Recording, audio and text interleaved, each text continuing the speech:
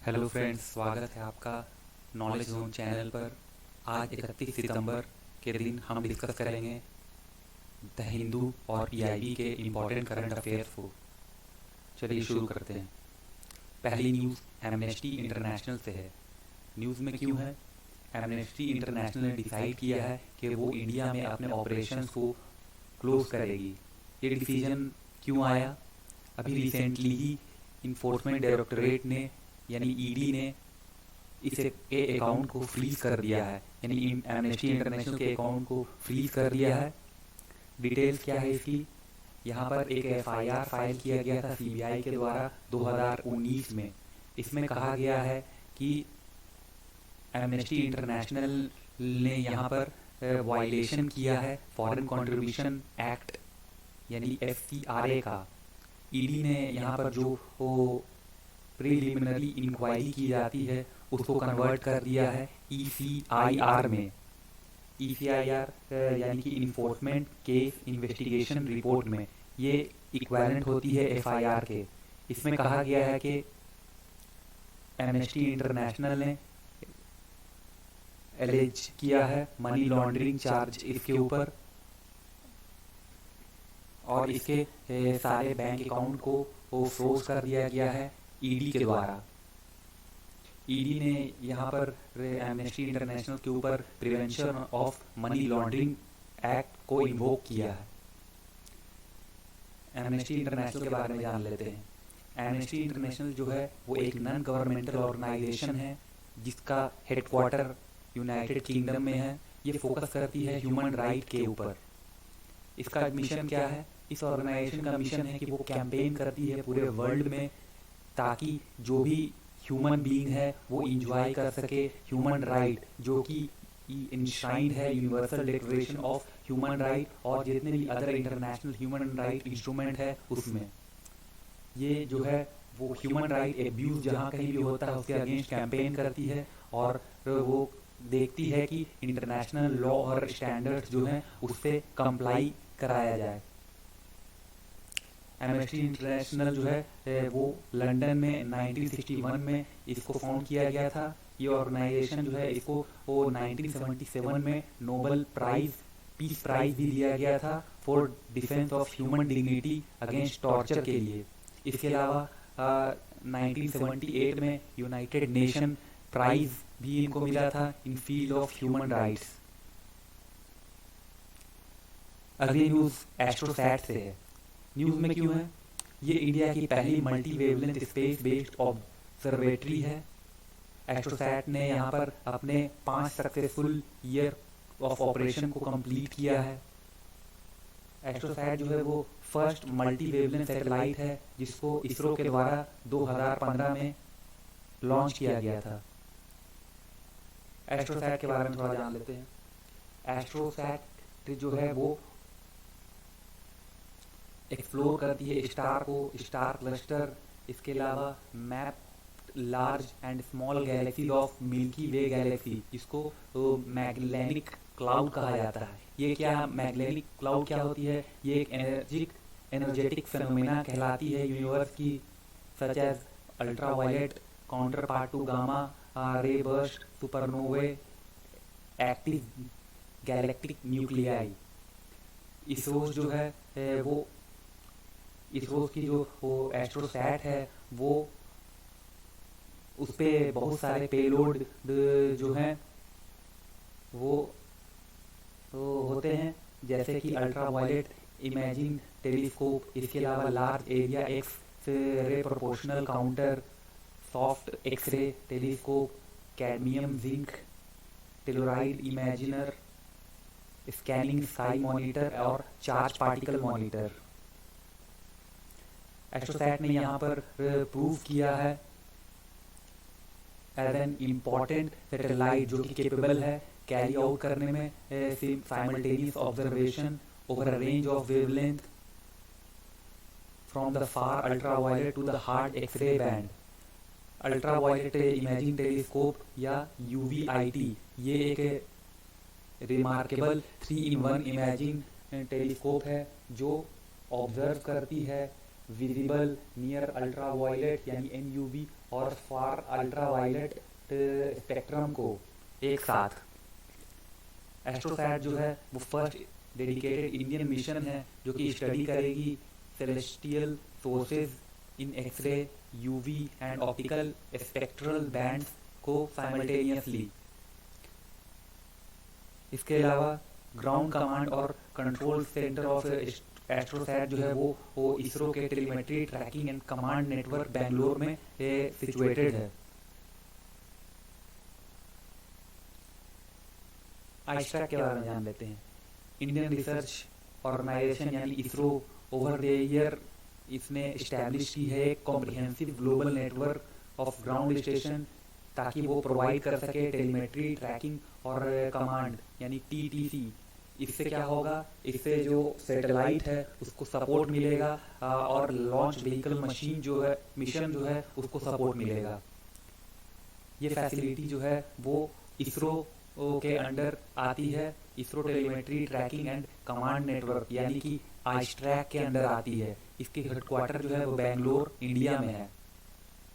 गैलेक्स के बारे में जान लेते हैं। गैलेक्स जो है वो गैलेक्सी एवोल्यूशन एक्सप्लोरर के नाम से जानी जाती है। इसको लॉन्च किया था नासा ने 2003 में और ये ऑपरेट हुई टिल 2012 तक।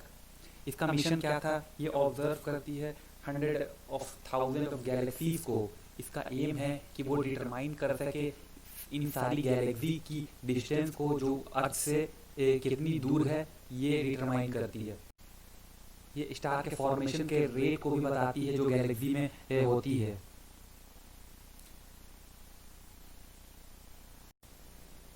मिनिमम सपोर्ट प्राइस को लेकर है। न्यूज़ में क्यों है, गवर्नमेंट ने यहाँ पे एश्योर किया है guarantee minimum support price and government procurement of agriculture produce, यानी कि यहाँ पर गवर्नमेंट ने फार्मर्स को ये एश्योर किया है कि उनको मिनिमम सपोर्ट प्राइस दी जाएगी और इसके अलावा जो भी उनकी प्रोड्यूस होगी उसको गवर्नमेंट प्रोक्योर करेगी। बैकग्राउंड क्या है, रिसेंटली गवर्नमेंट ने एक लॉ इनैक्ट किया है जिसमें उन्होंने एपीएमसी की जो मोनोपोली है वो ख़त्म कर दी है और इसमें फार्मर्स को अलाउ किया गया है ताकि वो सेल और परचेज कर सके अपने क्रॉप्स को outside the self government controlled market के, जिसका यहाँ पर फार्मर्स ने काफ़ी विरोध किया है। ये farmers produce trade and commerce bill जो है वो कोई भी किसी भी तरह की कानूनी बैकिंग यानी स्टैट्यूटरी बैकिंग नहीं देता है एमएसपी को लेकर के।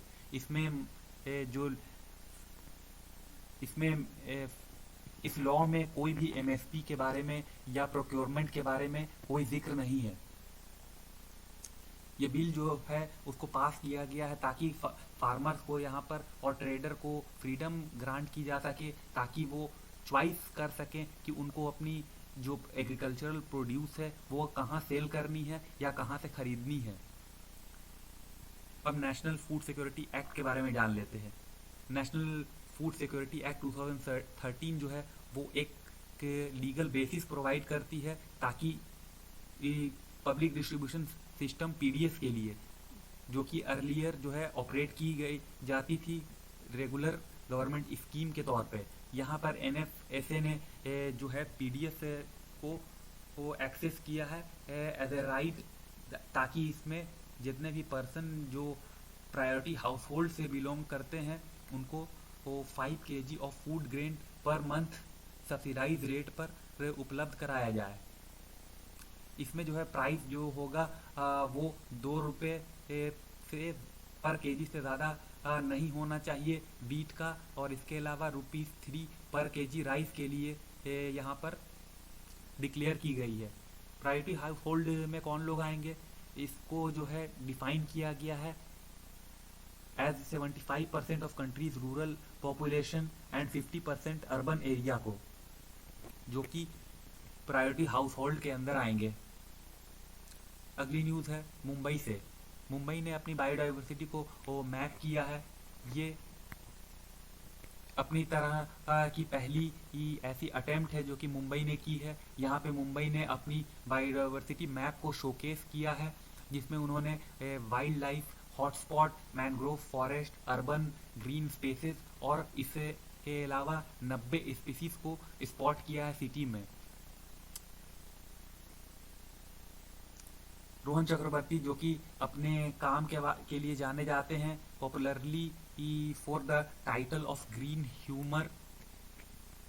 यही वो इंसान है जो कि जिन्होंने इस मैप को, बायोडाइवर्सिटी मैप को वो लेकर आए हैं।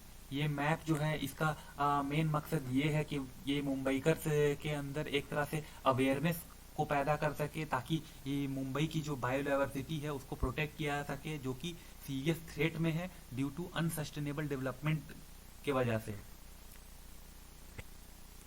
इस कैंपेन को जो है बायोडाइवर्सिटी कैंपेन को वो इनिशिएट किया गया है मिनिस्ट्री ऑफ मुंबई मैजिक के द्वारा।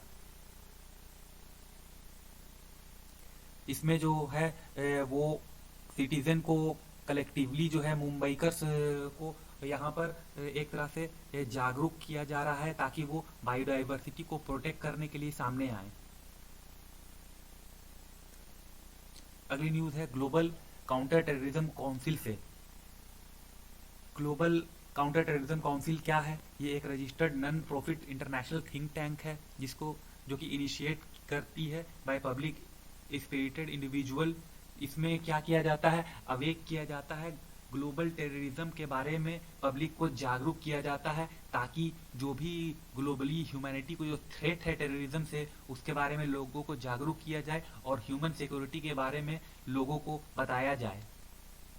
इस ग्रुप के जो मेंबर हैं वो बिलोंग करते हैं डिफरेंट फैकल्टीज से, और उनकी जो बैकग्राउंड है वो भी डिफरेंट होती है। जैसे कि इसमें सीनियर ब्यूरोक्रेट्स होते हैं, इसके अलावा एकेडमिशियंस होते हैं, ऑफिसर्स होते हैं आर्म्ड फोर्स के और पैरामिलिट्री सर्विस के पर्सन भी इससे बिलोंग करते हैं। इसके अलावा डिप्लोमेट्स और दूसरे कॉर्पोरेट हेड्स भी इस ग्रुप से बिलोंग करते हैं।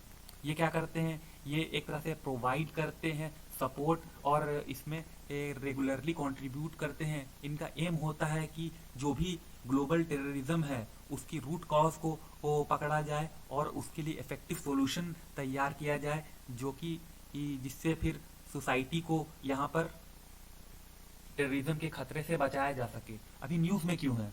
इंटरनेशनल एनर्जी सिक्योरिटी कॉन्फ्रेंस 2020 को अभी रिसेंटली ऑर्गेनाइज किया गया by Global Counter Terrorism Council GCTC के द्वारा। अगली न्यूज है Partnership for Maternal Newborn and Child Health से रिलेटेड। कॉन्टेक्स्ट क्या है? इंडियन हेल्थ मिनिस्टर ने अभी रिसेंटली पार्टिसिपेट किया है PMNCH अकाउंटेबिलिटी ब्रेकफास्ट में थ्रू वीडियो कॉन्फ्रेंसिंग। ये इवेंट जो है उसको को होस्ट किया है वाइट रिबन अलायंस यानी कि WRA और एवरी वुमेन एवरी चाइल्ड ने। थीम क्या थी इस साल की? इसमें जो है इस साल की थीम जो है वो इसमें एफर्ट किया गया है ताकि प्रोटेक्ट किया जा सके हार्ड अर्न गेन्स को in the field of reproductive maternal and Child health from the Covid pandemic.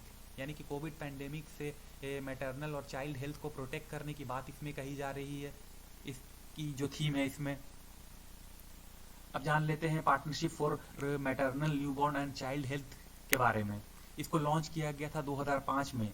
PMNCH जो है वो अलायंस है मोर देन 1000 ऑर्गेनाइजेशन की, जो कि 77 कंट्रीज से बिलोंग करती है। इसमें क्या है? Sexual reproductive maternal newborn child और एडोलसेंट हेल्थ कम्युनिटी और इसके अलावा हेल्थ इन्फ्लुएंसिंग सेक्टर भी शामिल हैं। विजन क्या है इसका?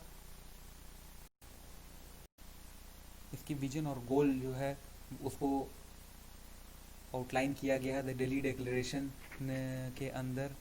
ये पार्टनरशिप मीटिंग जो है मैटरनल न्यू बॉर्न और चाइल्ड हेल्थ की दिल्ली में की गई 7 से 9 अप्रैल 2005 के अंदर। अब इसे गवर्नेंस के बारे में जान लेते हैं। ये पार्टनरशिप जो है उसको गवर्न किया जाता है एक बोर्ड के द्वारा, जिसको एडमिनिस्टर करते हैं secretariat hosted at the World Health Organization in Geneva Switzerland. Roles और फंक्शन क्या है PMNCH के?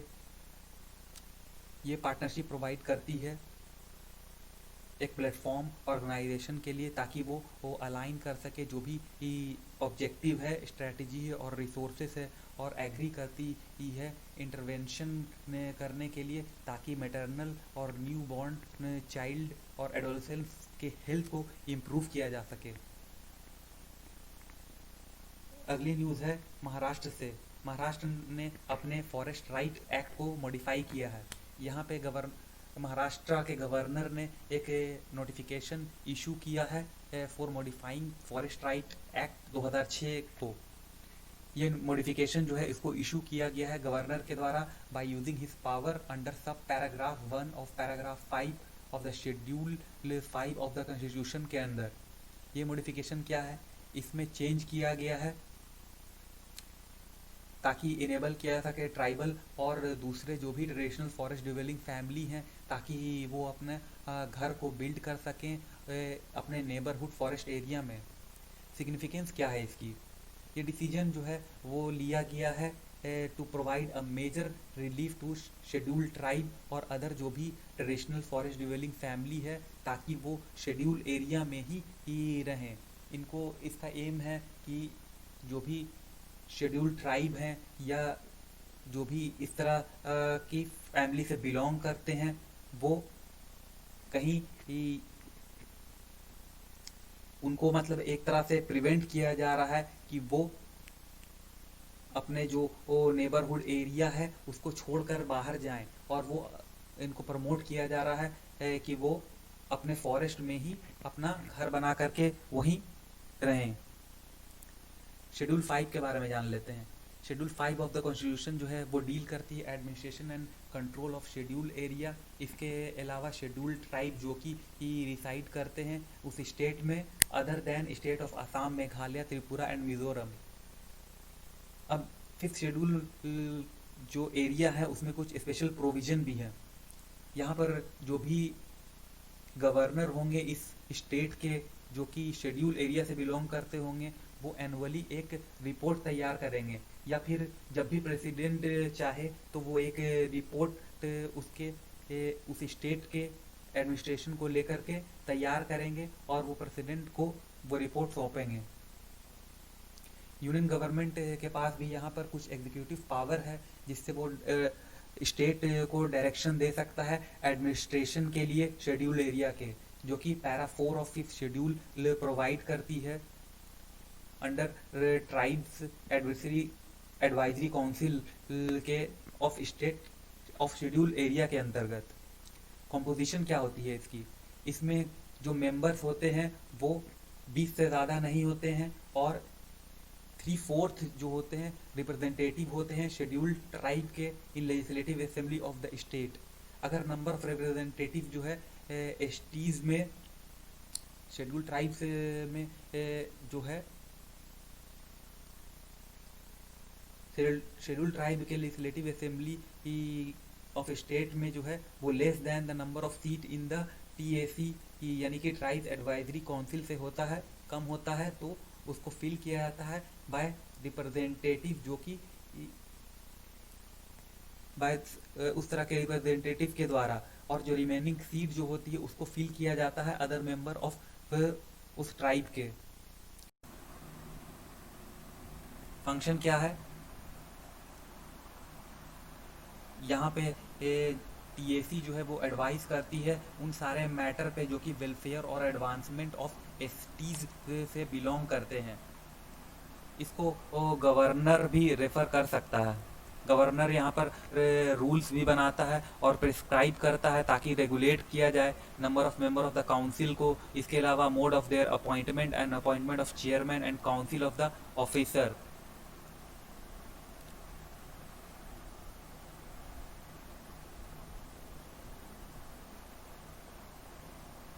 आज इतनी ही न्यूज़ थी। Thank you so much for the discussion.